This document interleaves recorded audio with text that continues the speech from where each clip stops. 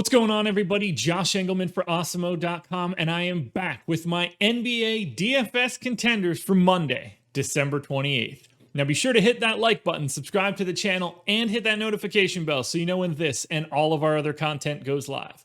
Follow me on Twitter at Josh Engleman so you can get updates to these sim results as we get closer to lock. I will be on our Live Before Lock show tonight at 6:30 p.m. Keep an eye on my Twitter just before we go live. Finally, let me know in the comments section, who are your favorite plays on FanDuel for tonight?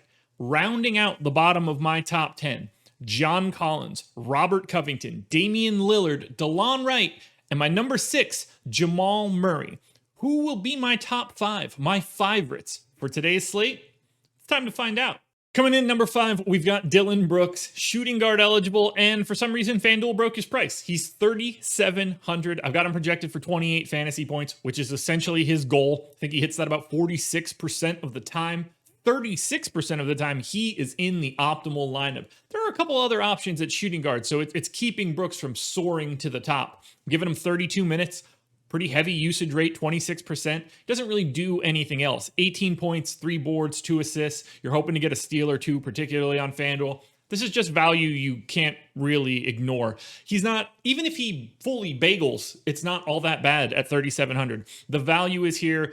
I can't see a scenario where you don't want to at least be looking at Dillon Brooks. If the ownership gets crazy, you feel free to pivot in GPPs, but if we're talking about just cash game type plays, Dillon Brooks has to be one of the first people you look at because of that price tag. Now, by rostering someone like Dillon Brooks, you'll save a little bit of money. You can go to my number 4 guy, TRAE Young, 9,800 at point guard. I've got him projected for 48 fantasy points. You're looking for about 59 given that salary. I think he hits that 16% of the time, but either way, TRAE Young shows up in the optimal 36% of the time. I'm giving him 35 minutes, monster usage, 36%.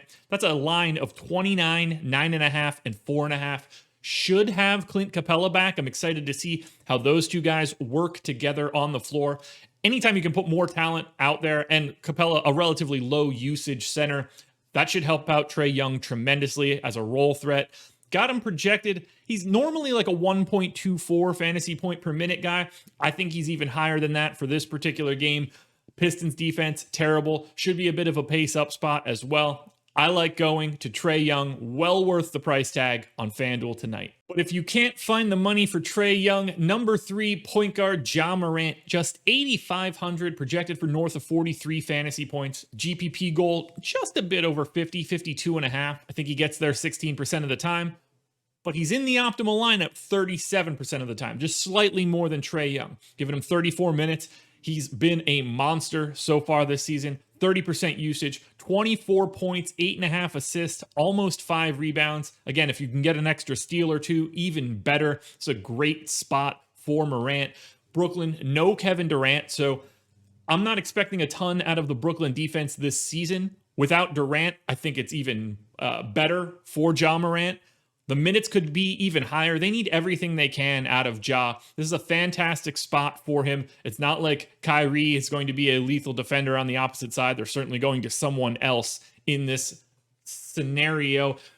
Dillon Brooks, Ja Morant. We've got 2 very obvious options coming from Memphis. I have no problem playing them together just because of Dillon Brooks' price, so don't worry about anything like that. Feel free to load them both up. I can see a scenario where you want them both in cash games. Great spot for Morant. 1.1 fantasy point per minute last season, and as a, for his career, I think he's going to be significantly higher than that this season. I'm projecting him closer to like 1.3 today. Get yourself some Ja Morant. At number 2, power forward eligible, which is really helpful, 8,100 Christian Wood.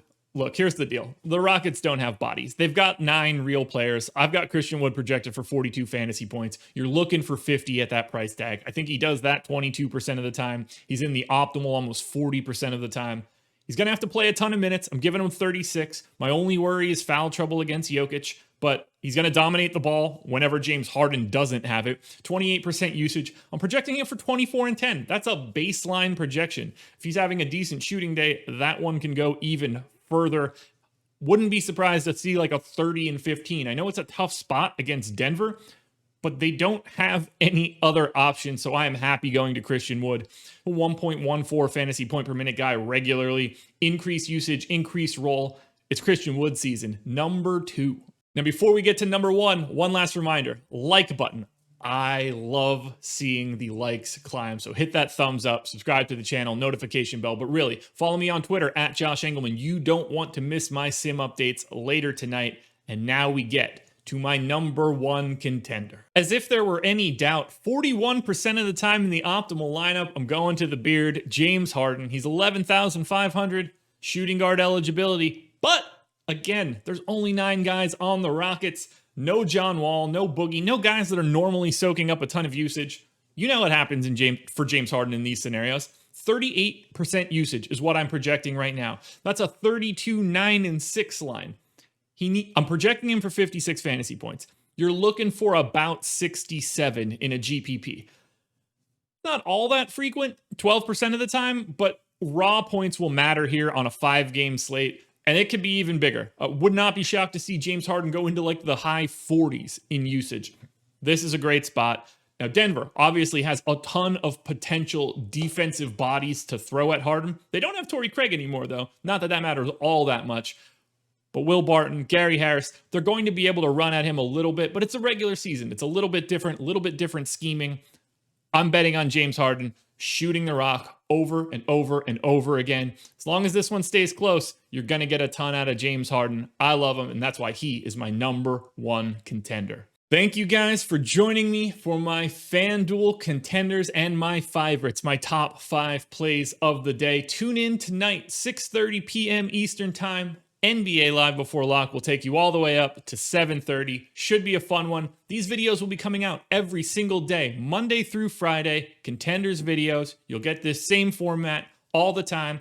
Look around. There's another version of this for DraftKings. You get it every day. 10 videos, Monday through Friday. You cannot beat it. I love doing it. I hope you guys do too. Good luck tonight. I'll talk to you again tomorrow morning.